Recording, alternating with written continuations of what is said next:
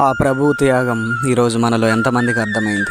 ఆయన మన కోసం తన రాజరికాన్ని విడిచిపెట్టి, ఆ గొప్ప అత్యున్నతమైన సింహాసనాన్ని విడిచిపెట్టి మనలను పవిత్రులుగా చేయడానికి, మనల్ని పాపమనే ఊబిలో నుండి పైకి లేవనెత్తడానికి, మనల్ని పరిశుద్ధులుగా ఉంచడానికి, ఇదిగో మనల్ని తనతో పాటు తీసుకువెళ్ళడానికి, తన యొక్క ఆ సింహాసనము దగ్గర మనమందరం కూడా జీవించాలని ఒక గొప్ప సంకల్పాన్ని చేతబట్టుకొని మనందరి కోసం అతను తగ్గించుకొని వచ్చాడు. ఈ లోకంలో ధనవంతులు ఎవరైనా పేదవాళ్ళ కోసం వస్తారా?